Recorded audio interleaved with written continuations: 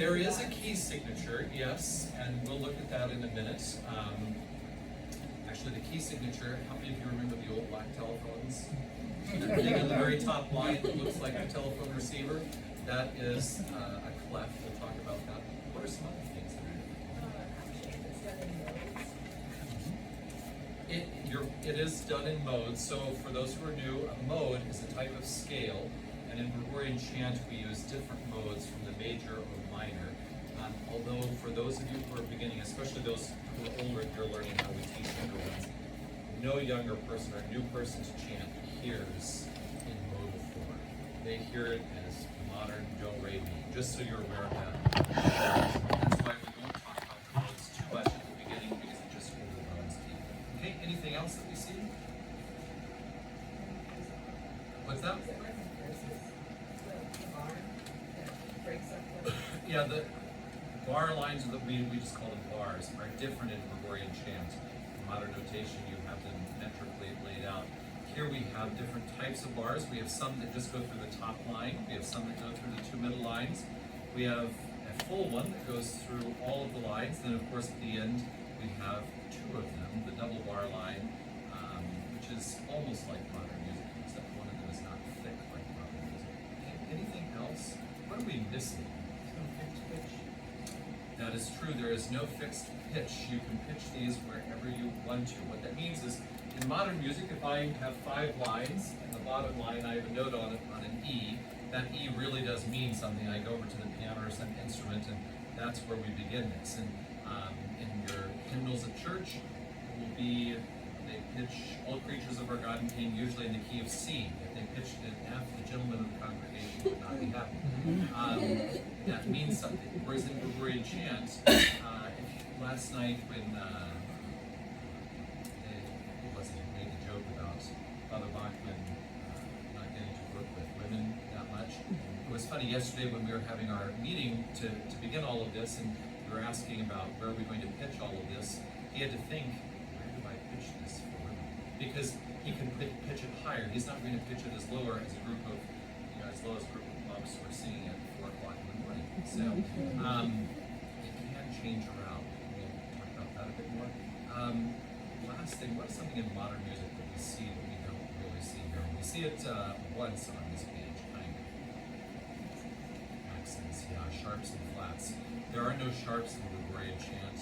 There is one flat, and it only ever happens in one spot. We'll talk about that too.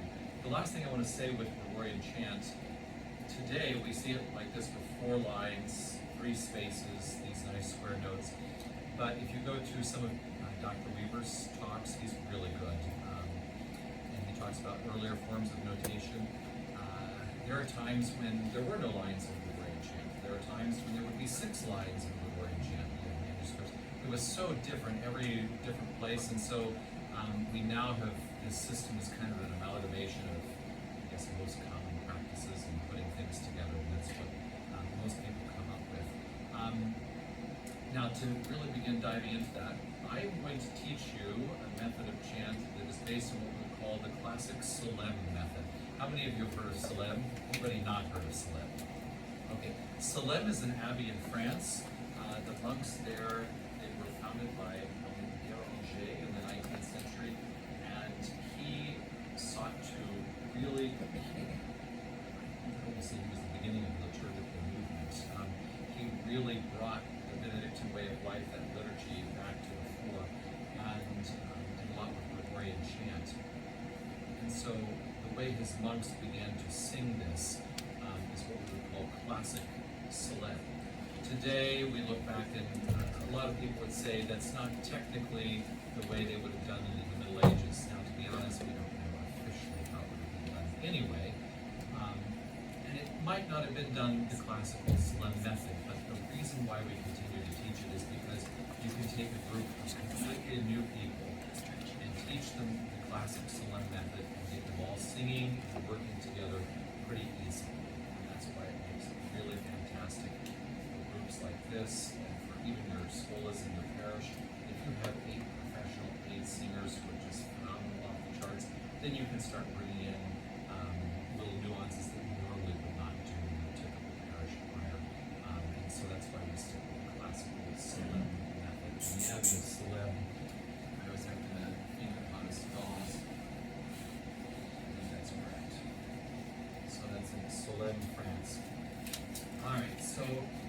take out your pencils now. We're going to, this is where, I'm sorry, but your brain is just going to have to start activating. So when we look at a piece of music, there are three basic things that we need to figure out if we're going to be able to sing it. Number one, we need to know the pitch. Number two, we need to know the rhythm, the basic rhythm of sorts, and then three, we have the text. Okay? We are going to start with the pitch. The pitch is how high or low we're going to sing in the music. Now, to figure that out, we first of all have to, let's just do this under pitch. We have, we're going to look at our clef.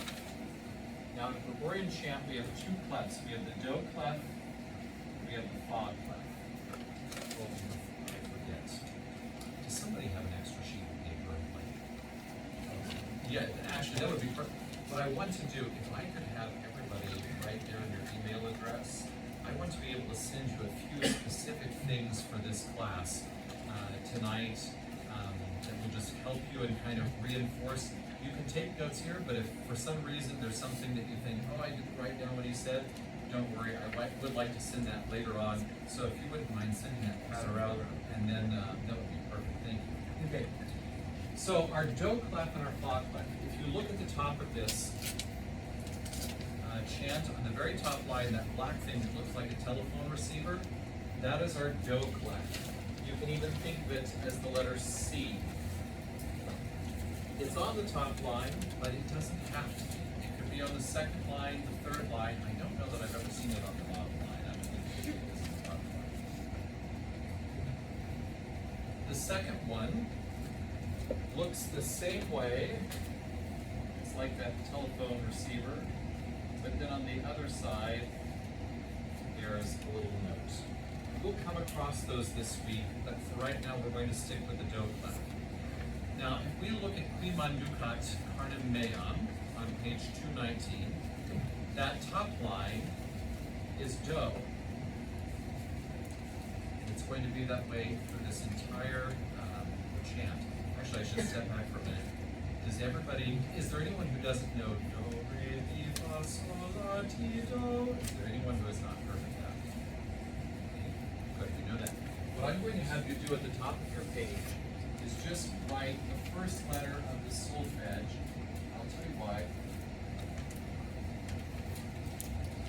It's what I find, especially with children, is everybody knows them going up. Nobody knows them going backward. And you have to know them forward and backward. And this is going to be your key so that you can look backward quickly. And just to reinforce, what is below do? T. T. It just starts over going down. Does that make sense? And after do is going to come re. Is there any new person who doesn't see how we just begin the process over on either side when it comes to going up and down the do, re, mi scale? Does everybody understand that? Okay. So we've written that at the top. Now what I want to do, take your pencil and quietly, that top line, say do, the space under that T, and when you've gotten down to your very first note, which is in the space below the bottom line, when you've figured out what that is, what note of solfege that is, raise your hand.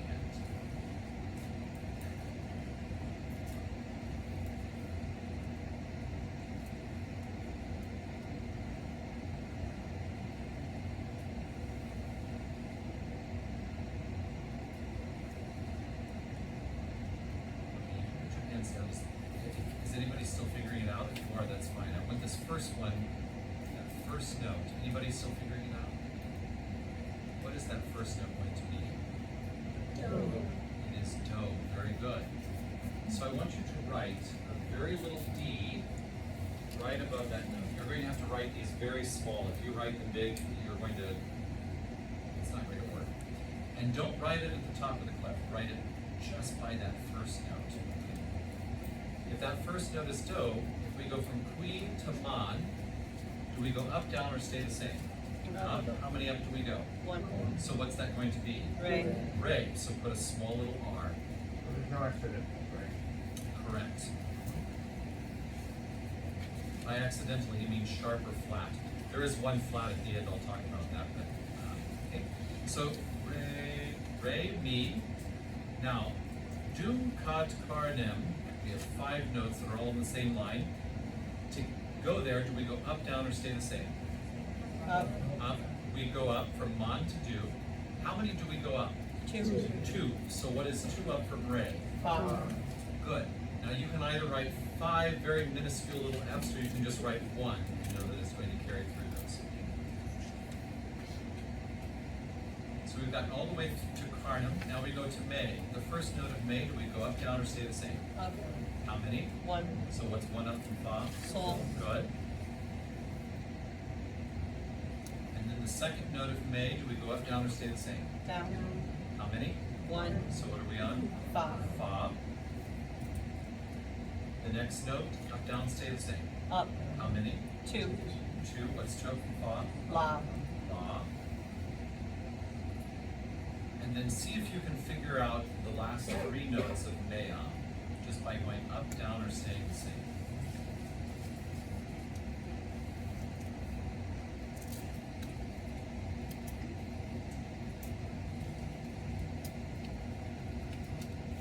All right, what note do we end on? Very good. Okay, now going on, our first note at Bibit is also Fa. We already know that actually the first 2 notes are. So let's begin on Bibit. We have Fa, and then what's the second note of Bibit? So, and then the next one is La. And we go to Beat. What's the first note of Beat? La. And then So. Now on San, do we go back? Well, okay, I'll get to this in a minute, but in Gregorian chant, we always sing left to right, but we generally sing bottom to top. So we're going to sing the bottom note first. From beat to the bottom note of San, do we go up, down, or stay the same? How many? 1. What's 1 up from So? La. And then the top note of San is Do. Do, because you go up 2. Now we go to the second system, and we're still on that top line, so our first 3 notes are what? Do. 3 of them are Do. We, nim, me. Now in the first 2 notes of Mayim, it looks like they're stacked, but they're not really stacked. One is on the left and one is on the right, correct? Yes, so we still sing left to right. So the first note of Mayim is Do. Then the second note, do we go up, down, or stay the same? Down, how many? 2. Okay, so what is that? La. La. Then we go back up to Do. Do. Figure out through Mayim.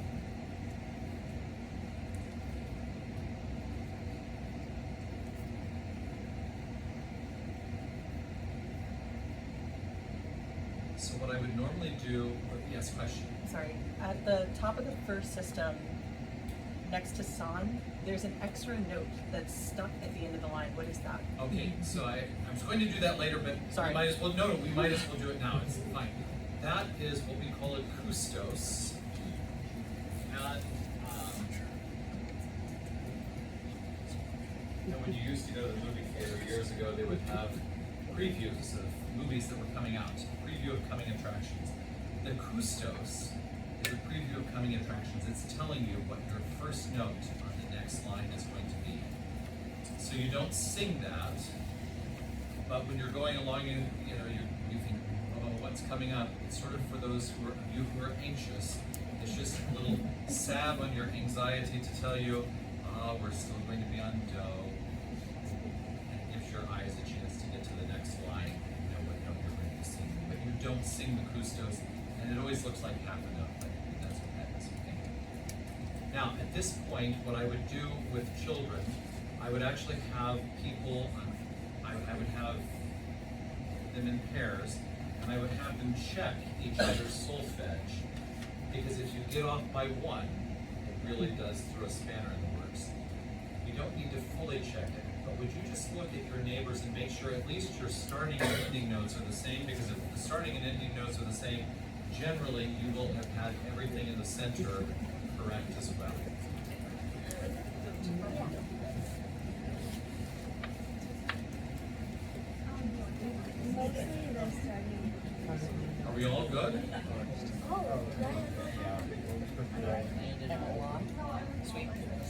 Okay. Yeah. Wow, the first miracle of Like, morning. Okay. Actually, the first miracle of morning was coffee last year. I did not have a coffee. That's a good idea. Heaven forbid. That's a lovely class. We watched a lot of You sound did? music. Wow. Alright, so now we need to finish the chant. We're at Manet. So we're in the second system after the bar that goes through the two middle lines. Here we have the one exception to our bottom to top. Do you see we have two notes stacked on top of each other, but one of them is small. Again, all of these names, when you hear people this week, oh, that's a Salicus, a Scandicus, a Torculus, a guiding Torculus, they sound great. You really don't need to know any of those right now. That will come later. That's like, yeah, anyway. I will give it to you because there are always those people who want to know. That, will you smell red?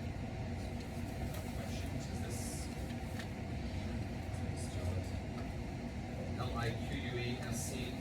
Liquescentity. And this is the one exception where you sing the bigger note first and the smaller note second. Okay? It is the only exception. So if we ended on la, on meo, what is the first note of E? It's still la, because the bigger one we sing first. Then we go down 1, 2, so, and then for May we go back up to, La, and those three notes are going to be la, ti, do. la, ti, do. Now, from May to ma, do we go up, down, or stay the same? Down. Down? How many down do we go? And don't get caught on the, remember which of those two notes you sing first. How many down do we go? 4.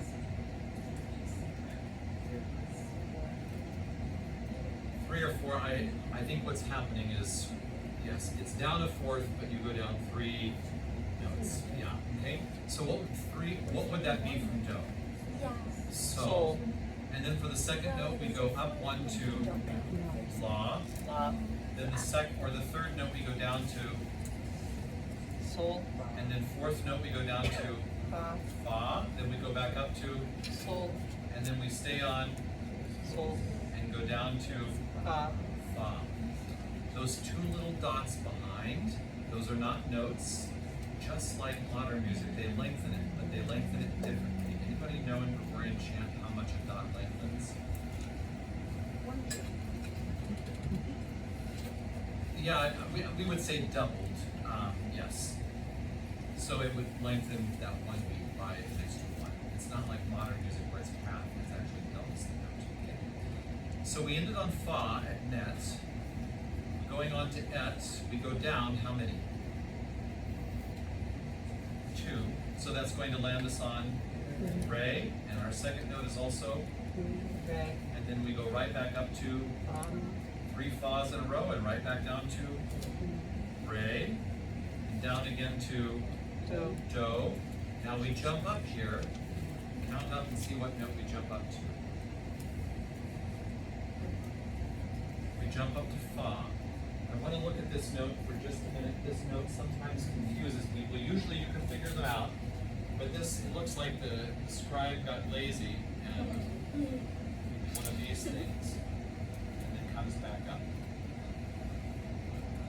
There are 3 notes. There's one at the beginning of that, there's one at the bottom, and then of course the one above that. So if we're looking at, does the first note of that begin on a line or in a space? It is on a line. What is that line? What's the name of that line? Fa. And then the last 2 notes are stacked on top of each other, so we have to sing the bottom one first.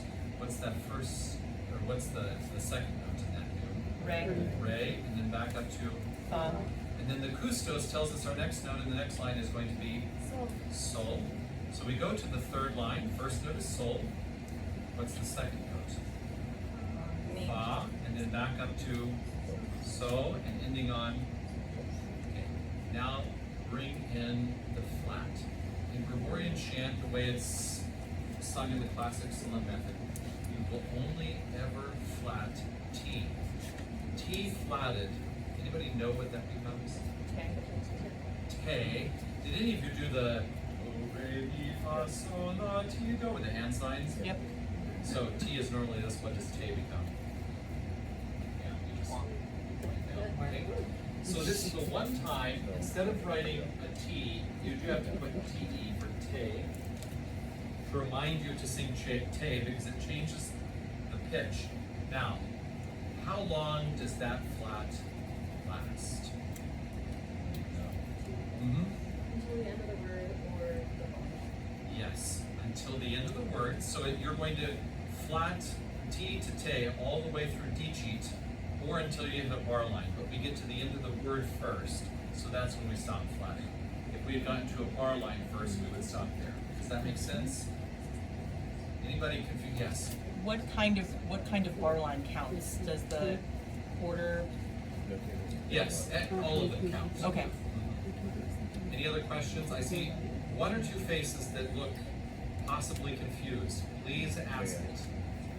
How should we write the K? What I would do, I would still write a capital T, but then a very little E. You can't just put a T because it's not T, it is T. Your question.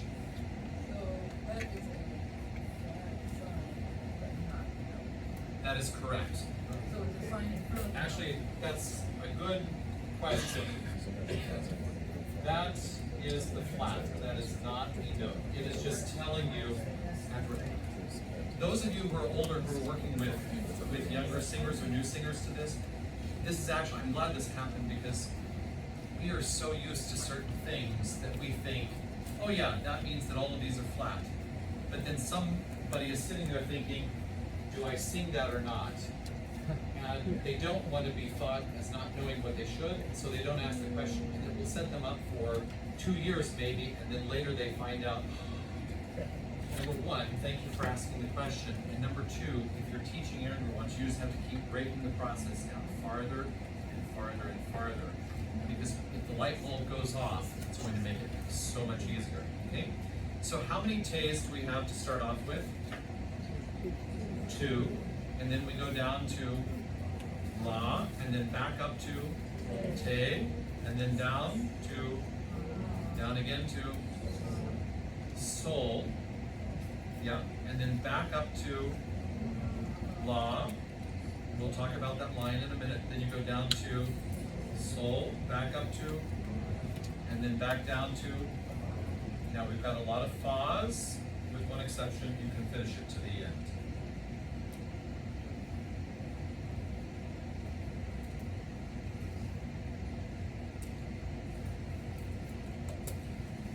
Now, I'm going to attempt a first reading of this. Before we do that, I know there have got to be some people here who there's just something that already the doubt is creeping in. What is the doubt? What do we need to address right now? Yes? So, there's the line. Mm-hmm. Mm-hmm.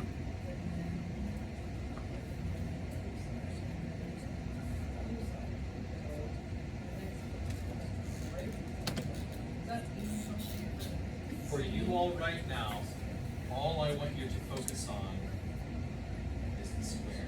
Okay. Do not, it doesn't matter for you if there are lines going this, none of that matters. Okay. All it is, all that I want you to focus on is right here. This is where sometimes people in their exuberance want to go farther and start talking about things. You just can't do that. You will really confuse me, so we're going to keep it simple for right now and go just with that. Any other questions? Mm-hmm. You said a noon is a note or a group of notes? Yeah. That's what you're going to address later as well? There's a page I'm going to send you tonight that has, it's basically a table of neumes. And I will send you the full PDF of this. But if you've seen the Parish Book of Chant, I'm sure they have it for sale, the table up there. In the back of that is the best and most succinct introduction to Gregorian chant for a newbie that I have ever seen in one very easy spot for somebody to read through it in 4 to 5 pages. Remind yourself of almost everything without being overwhelmed with a lot of extra details that will set things out. But along with that, they have have different neumes with the names of them because one by itself is a punctum, but then it's a diamond shape. It's a virga, but that doesn't matter to us in what we're doing right now. But then you put three of them together, and that is a two. It's sort of like in modern music, a quarter note is a note. And if we would call 4/16 notes that are beamed together, if we also called that a note as a book, that's how it is in Chant. These three put together, is there a name for the individuals? No. Okay, who has not got to? All right, now we are going to look at pitching this. How many of you gentlemen are basses? How many of you are tenors? Yeah, okay. Ladies, how many of you are sopranos? How many of you are altos? Hundreds of the lower parts. We might begin this on, I was thinking about a C sharp, but we might start with a B and see how that goes. Sopranos and tenors, how would you feel about singing a B below the C? Is that okay? Thank you. Yes. How long does the T flat last? Just until either the end of the word or you hit a bar line. So, we should get a better marker at some point. End of the word, or really I should just put a bar or. Any other questions before we sing? Anything you're wondering about? Okay. Yes. The swoosh. Mm-hmm. Is that, so, that's not, we're not singing the note in between. No, it's just the beginning of the swoosh and the end of the swoosh. A lazy monk. That's all it is. Yeah. That's one of those weird things that you just have to accept. And once you accept it and put your mind at peace and sing it, you'll never worry about it. That's fine. I mean, it's all my God here. That is far beyond what we would do in here. All right, here's what we're going to do. Let me. Okay.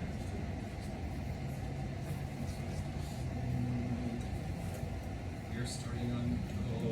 What I want to do first, we're just going to sing Do, Re, Mi, Fa. Just that much. Ready, go. Do, Re, Mi, Fa. Down the Do. Fa, Mi, Re, Do. Back up. Do, Re, Mi, Fa. Now, at first glance, when you're looking through here, what is one note that gets sung over and over and over and over? Fa. Would help you if you just start to remember what does fa sound like. Do, re, mi, fa, sol, la, ti. What's fa? Fa. Do, la, sol. Fa. Remember that note, and that will help you.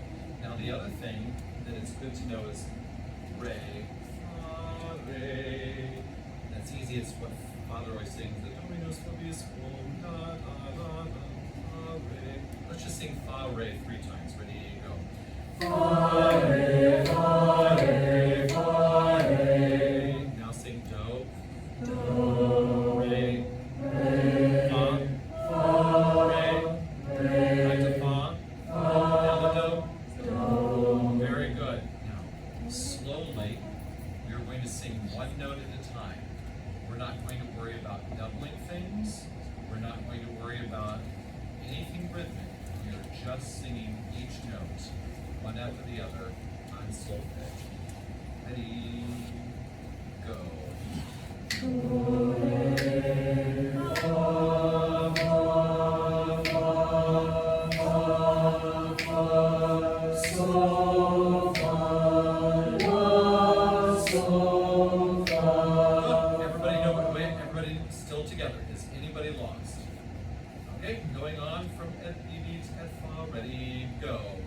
Fa, fa, sol, la, sol, la, do, do, do, do, la, sol, ti, la.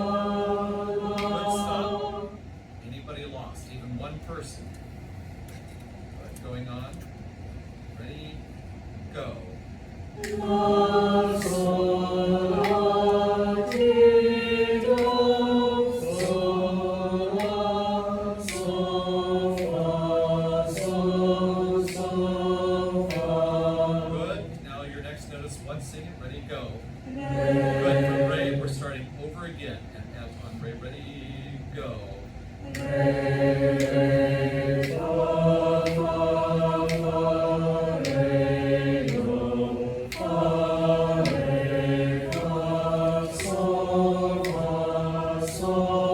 Stop. Anybody lost?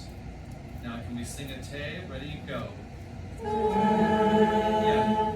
This is something, if you're really new, it's just going to take singing the Gregorian chant.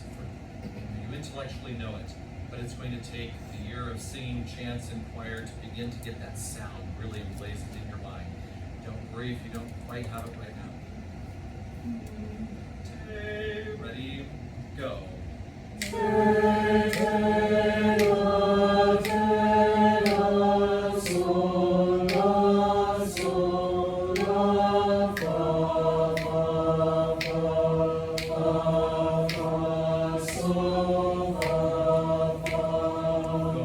Any questions? Yes.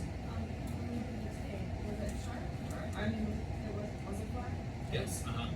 Yep. So that's a T flat to take. Yes. You had a question?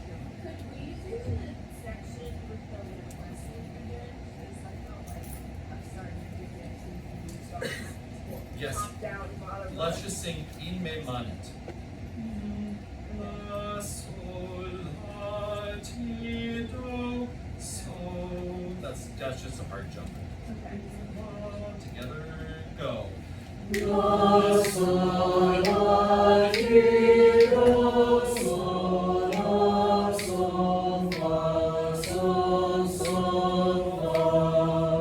that good? Okay, now, that's the basic pitch. I guarantee you, for those of you who are new, it takes a while, but if you would begin doing this with all of your chants, before you sing them, the more you prep beforehand, the easier it's going to be. And if you write that in, after a year, you're never going to have to write it in again. And eventually you'll get to the point where you don't even need the solfege. Your mind, you look at this and you think, I know exactly what these figures are sounding. You hear them in your mind before you ever think the solfege. It's like learning another language.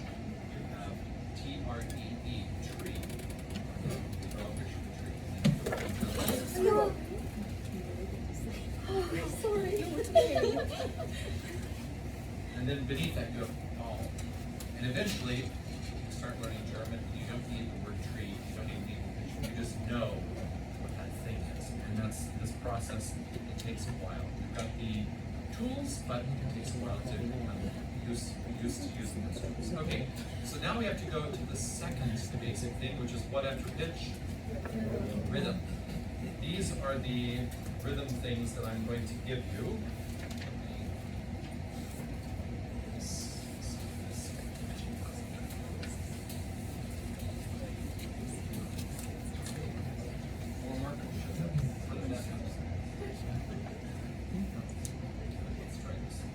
Okay, so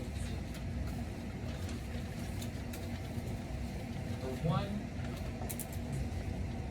read this note here. That's the punctum. And we're just going to give that one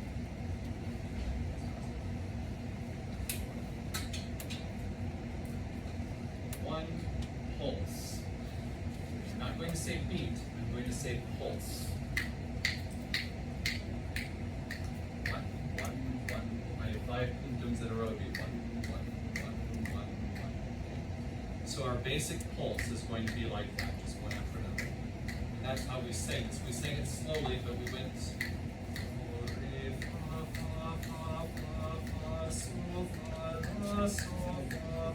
There's a basic underlying rhythm. That's the first thing to remember. The second thing is the dot. That doubles the length. We've already talked about that. The third, I love this, the horizontal epizema. Is that how you say it? Now, this thing about Gregorian chant, you can impress people at cocktail parties very easily. Horizontal, we know what that means. If you look in this first line of this chant, toward the very end, at the second syllable of bibit. Do you see above the punctum, there's a little horizontal line like that? That is a line of expression. If you were at the lauds this morning, Jenny talked about when you get to that horizontal, it's not a doubling, think of it as a, how did she put that?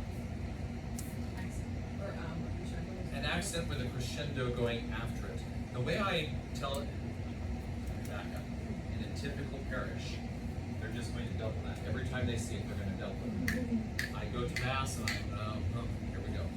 Hit it, slam it for 2 pulses, and get on to the next thing. Is it closer to a tenuto? What? Is it closer to like a tenuto? Yes, I would put it close to that. The way I tell my choristers, we're not going to lengthen that, but if you're driving, I live in close to the Flint Hills of Kansas, and you see this luscious green stuff in the spring all the time, and you're driving by, the car doesn't slow down, but it's like you just savor that glance a little bit longer as you're going down. So when we get to that note, we're just going to savor it, love it, caress it, just a little bit. Yeah, we're not going to stop there. It's if you think, how long do I lengthen it? You've already gone too far. You just see it, and I love that note, and you just keep singing on. Okay. The horizontal emphysema, the next one. I love this.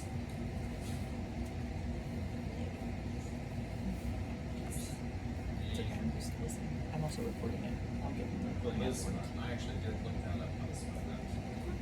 Charisma. If you look in the second system, think of the second measure, I guess. In me manet, on me. Do you see the middle of the note? It's like the monk had a seizure when he was writing. That note is the charisma, and the note before that is the one that you sort of savor before moving on. Don't ask why, just accept. What's the symbol of charisma? So that scribble, the note before is the one that you're going to express. You're going to just take a little time, savor the note before. Don't ask me why. Just, what's that? Don't ask me why. But just do or die. Okay, just do it. Don't worry about why. Okay.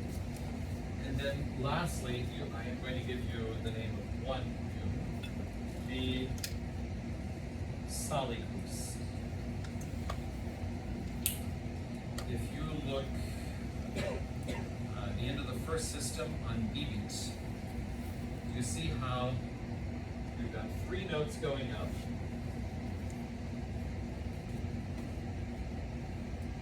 And on the middle one, there's this thing. When you have 3 ascending, and the middle one has that, that is you stretch that note in the middle, and this is called a salicus, this new is. Again, every parish is going to double that. You're just going to take a second glance as you drive by. Those are the ones that we're going to stretch. Now, I want you to go through right now, and the dots, I think the dots are going to be just fine. Would you go to the word bibit? We have 2 expressive, 2 things that tell us to be expressive in the word bibit. Would you just draw 2 stars at the top there to remind yourself, oh yeah, I need to be aware that when we get there, I'm going to take a second glance.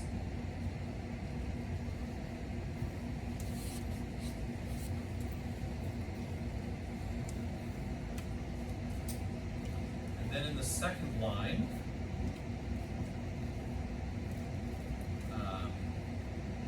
in May, you've got that charisma in the middle, so just draw a little star above that to remind yourself. And toward the end of that line, above the go of ego, horizontal emphysema, a little star to remind yourself. And in the last line, in the middle of the word dicit, you've got another horizontal emphysema. And then the me of dominus.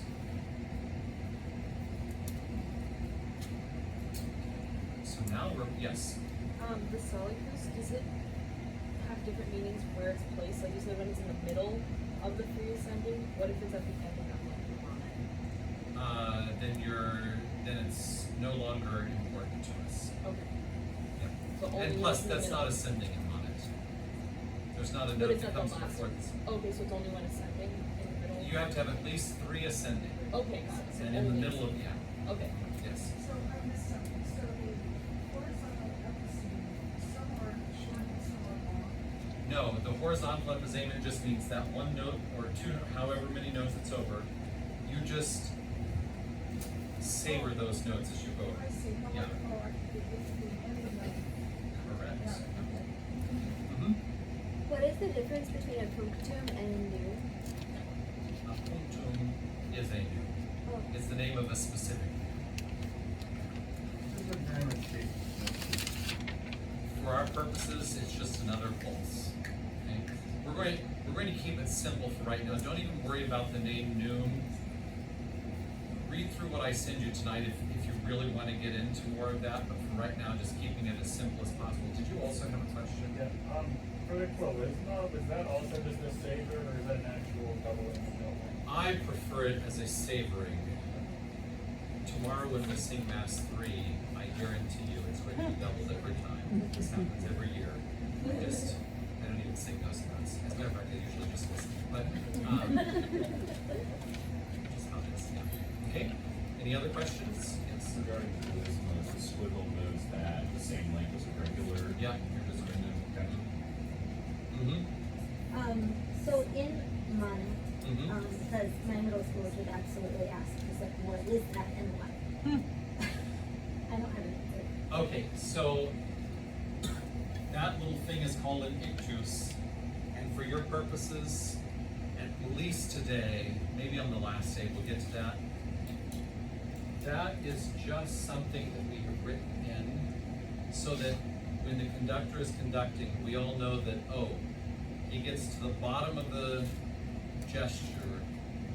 At this point, we're beginning a new, in order of keeping together. It's not an accent or anything like that. Yeah, a reference point, that's a good way to put it.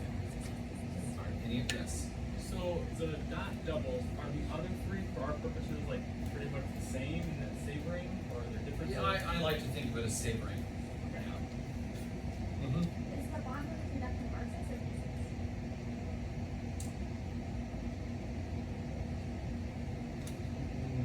Those are 2 different things. Oh, I don't know. You can have a conducting you can have one for an arsis and one for a thesis too.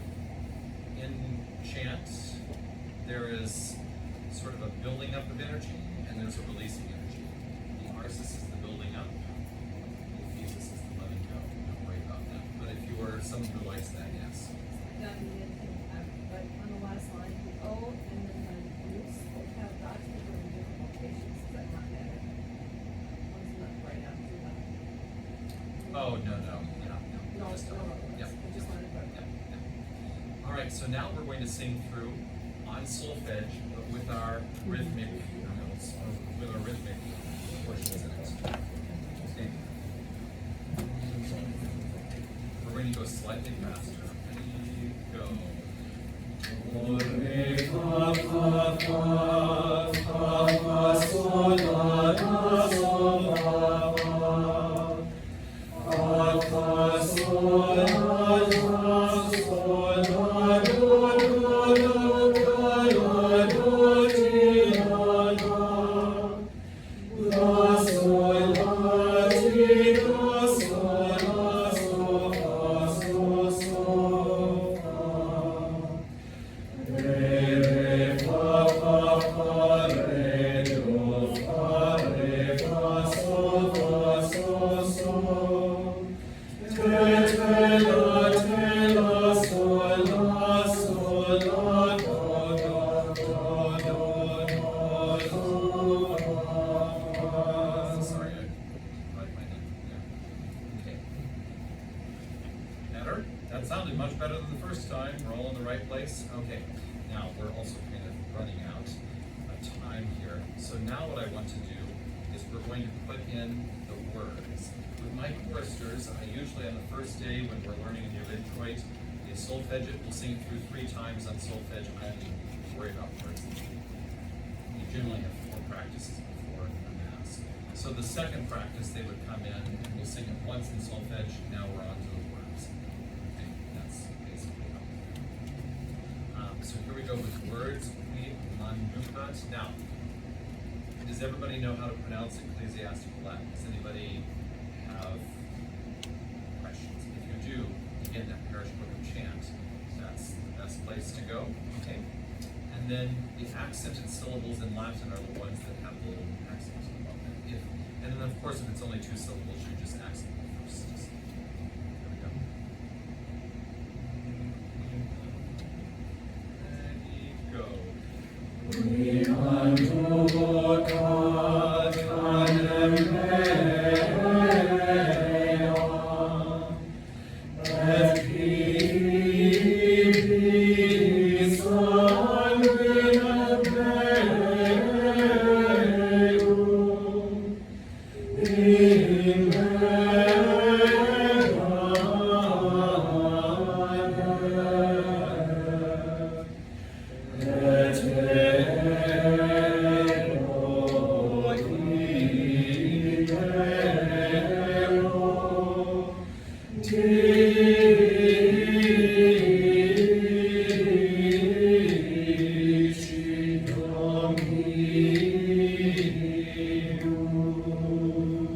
Very good. Now we also have the verses.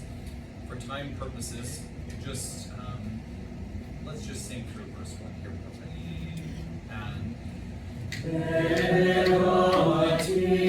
2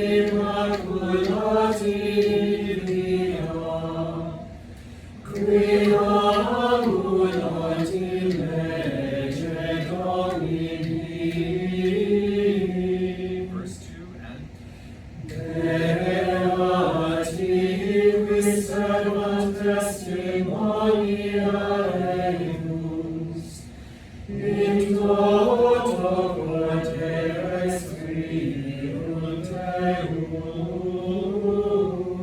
now before 3, going back to this arsis and thesis, think of this as a wave. The arsis is when the wave is building up energy as it's coming into the shore, and then it crashes, and then it loses energy as it goes back out.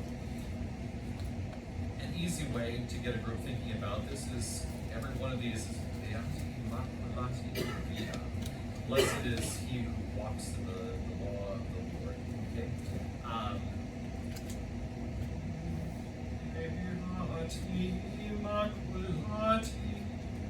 Just think of it as we're building up energy, getting to the shore at the beginning, and then we are releasing toward the end. Can we start in verse 3 and just try to do that? I'm going to still do some clapping of rhythms up here to try and move us forward and then bring us back. But see if you can do it on your ready, go.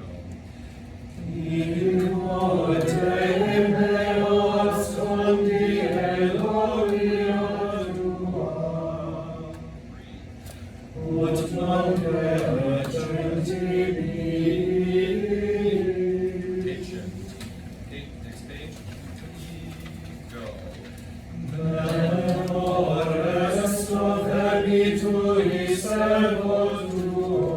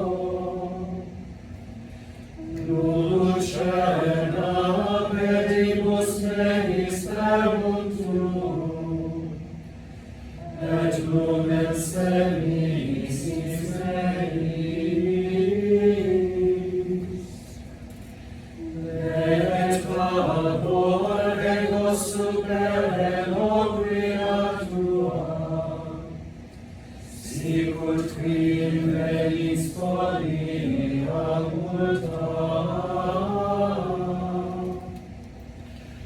Gloria Patri et Filio et Spiritui Sancto, sicut erat in principio et nunc et semper, et in saecula saeculorum.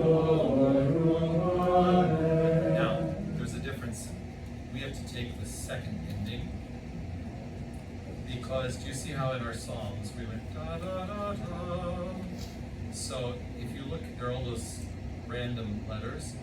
Those are actually the vowels from se, ku, lo, ru, a, men. Does that make sense? So you can basically on this one mark out the first seculorum amen, and you et in saecula saeculorum amen. Okay, let's just do the et to the end. That ready, go. Et in saecula saeculorum. Amen. All right, that's a great place to have the communion chant, and we still have 2 or 3 more classes before we sing that. A couple of things about this morning. Was everybody at odds? Okay. Which side do you think sang more beautifully? I think about this every year, and it's always the same. Which side? The lady. Women always sound better than men. Now, there are a couple of reasons that I think men especially, and have you also noticed there are more men at this conference than there are women? At least in my choirs, I found that on the whole, at least with the boys and the girls are, yeah, okay, I'll sing it. Boys, for some reason, they just love to chant. I think you can see that played out. The other thing is, when it comes to singing together as a group, studies have shown that men hear things slightly slower than women do. Okay? So our sense of perception is slower than what women do. The other thing is, I have a nonprofit course with about 200 students in northeastern Kansas, and I have everybody from very, very TLM, who we live very close to the largest group of the societies atheist in the world. And so a lot of that kind of it even spills into some of our sort of masses and things. And so they want their girls to be very quiet and very, it's sometimes almost to the point where it's difficult to get them to sing out in choir. And then of course there are other ones where the girls are, they dive in and got to go. And what I find is the ones who have more of that sense of they're always very aware of everything that's going around. Now some of them are almost hyper aware, they're too aware, but it does make them sensitive to, oh, that person's slightly ahead of me, so I should pick up the pace. Or that person's slightly below, so we need to somehow accommodate. Whereas on the men's side, the masculine nature typically tends more toward the leading. We're not hearing quite as fast, and studies have also shown we don't have the same self-perception that women do. Women are very much more conscious about how do I look, how do people perceive me. For the male, not so much.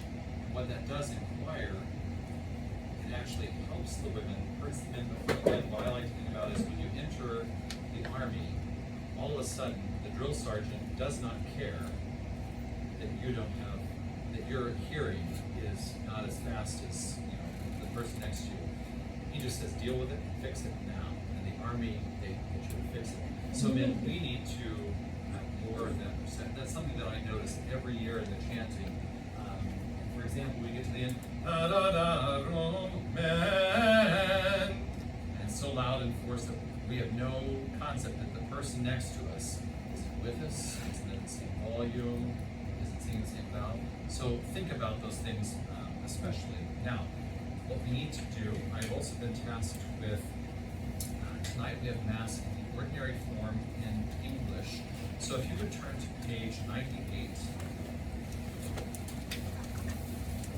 we're just going to quickly run through some of these chants because, to be honest, using these things in the Novus Ordo in English, it's very Paris Hinds team. So even I look at stuff, I think, I've never sung that before. Let's just go. The Amen is fine on the top of page 98. Then, the Lord be with you. And with your spirit. And then we get to the I confess to Almighty God. Just sing. Just sing do ti la, go. Do ti la. Now sing do ti la down to so. Ready, go. Do ti la so. Back up to la. La. Now sing I confess. It's mostly just la and so. Ready, go. I confess to Almighty God and to you, my brothers and sisters, that I have greatly sinned in my thoughts and in my words, in what I have done and what I have failed to do. Through my fault, through my most grievous fault. Therefore I ask Blessed Mary, ever Virgin, all the angels and saints, and you, my brothers and sisters, to pray for me to the Lord our God. All right, now if you would turn to page 103. Question. Yes. So on 998, and with your spirit, are we not, you gave us a third, but are we not doing the second? And with your spirit. How did we do that? Oh, well, okay. So there are different ways to sing "The Lord be with You have you." to do whatever he does. In my, the sort of world, I always hear "The Lord be with you" because that's Yeah. what the priest are taught. So here we're doing the higher quality. Think of it as a finer vintage. And with your spirit. All right. Okay, turn to 103. The word of the Lord and. Thanks be to God. And the gospel, really, the glory to you, O Lord, you can figure that on your own. Go to the bottom of 107, the praise to you, Lord Jesus Christ. The gospel of the Lord, and Praise to you, O Lord Jesus Christ. very good. 115.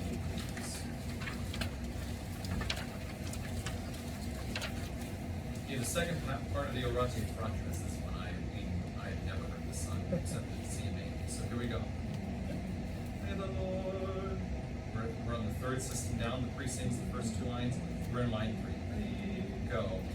May the Lord accept the sacrifice at your hands for the praise and glory of his name. Yeah, wait, so we're going to go on, but can you bring in the wave instead of for our God good, but for our good. Ready, go. For thy good and the good of all his holy church. And then the Lord be with you. And with your spirit, Lift up your heart. we lift them up to the Lord. Let us give thanks to the Lord our God. It is right and just. Very good. Page 120.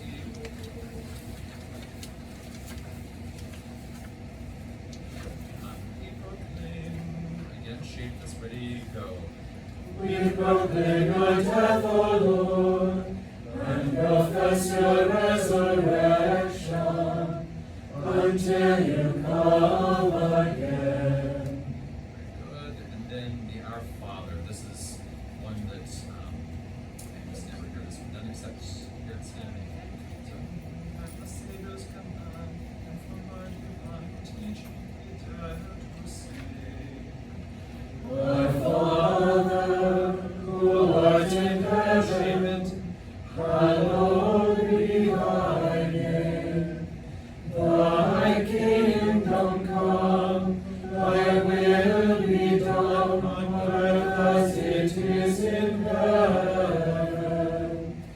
Give us this day our daily bread, and forgive us our trespasses. Okay, really quickly, did you hear that, gentlemen? And forgive. You have to be gentle. Forgive. Ready, go. And forgive us our trespasses, as we forgive those who trespass against us. And lead temptation, but deliver us from evil. Sorry. Let's go through this one more time. That's just a little bit shaky.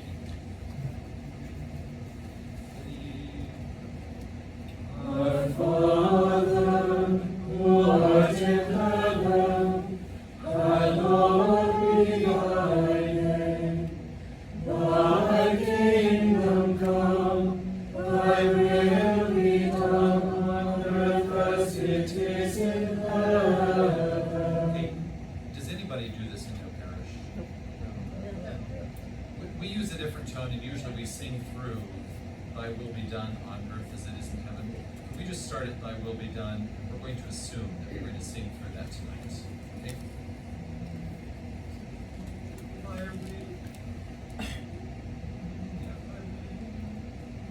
Go. Thy will be done on earth as it is in heaven. Keep shaping.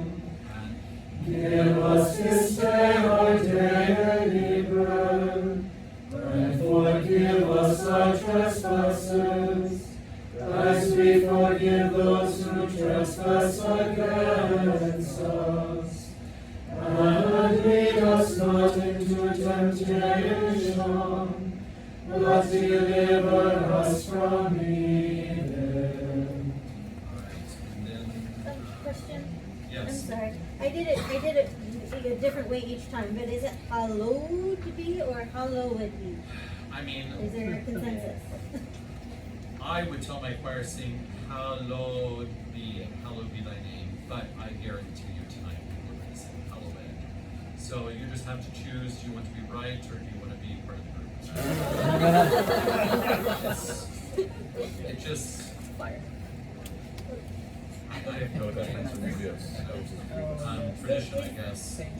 Oh, okay, is there a tradition or is there like? You know what? is it because Everybody at it's a new CMAA together will we- tell you, in the United States, I don't even think they put that tone in the missal. No. Nobody uses it. They should, because it's the one that's based on Latin, but everybody's gotten so used to the one, our Father who art in heaven, that that's what we sing. So they're trying to introduce this one. It is, I would say, objectively higher beauty to it. I've never heard it used in parishes. So I don't personally know a tradition. I just know that tonight, everybody always seems to kind of sink down to the lowest common denominator, so we're going to slam into Halloween. Now, Well, why is the other way right?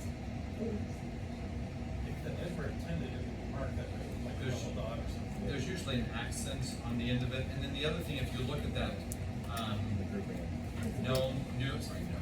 the new, usually you would just sing one syllable on, per noon. Right. So that's why I would say hallowed, even though we do say hallowed be thy name. So someone could make a case for that, but I would think if we were going to sing hallowed, they would have put 3 puntos. But that's just me, I don't know if you have a. Yeah, that'd be something. Yeah, that's right. Go to the next page, for thine is the kingdom of God. Ready, go. For the kingdom, Sorry, I'm ready, go. for the kingdom, the power, and the glory are yours, now and forever. Let's try that again, ready, go. For the kingdom, the power, and the glory are yours, now and forever. Alright, I will say, as a choir master, sometimes it's very difficult to pray while you're in the middle of conducting stuff. And you find that the first time you're doing a new thing in Mass, you can't pray in the middle of it. And tonight, if you're going to try and pray in the sense of contemplative and get this right, you'll get it wrong. And so it sort of has to be a prayer of, okay, Lord, I know that right now I'm trying to learn this, so I'm going to offer that to you. What I would say is just like when you're driving, if your eye is not looking at the road before you get there, you'll crash. If your eyes are not on notes ahead of the one that you're actually singing, you will also crash. So you've always got to be singing one thing and looking ahead to what's coming next. And try to do that with these simpler things, and see if that will help you with your sight reading, even prima ducat, right? Okay. All right, now page 133, I think is the last chapter we have for tonight. The dismissal. So full with the mass is ended. No, shape it beautifully, ready? Go. Thanks be to God. Now, sing it the wrong way, just slam it. Ready, go. Thanks be to God. Ready, go. Thanks be to God. Now, I'm going to tell you this because it will help you to get better at this. Tonight, I want you to judgmentally think of the person next to you. And by doing that, you will think, oh, you will get to the point where you know how to sing it right, and then you can stop the judgment part. But at least tonight, think, oh, those the intermediate choir, the head, men and women's school, they don't know what they're doing. It's a really place to be. Okay, so it is, we have 1 minute left. Tonight, or it's hopefully tonight, I will send you a few things. Tomorrow, we have Mass 3, which is in here. It takes so long to solfege things. I'm going to actually send you PDFs of the solfege.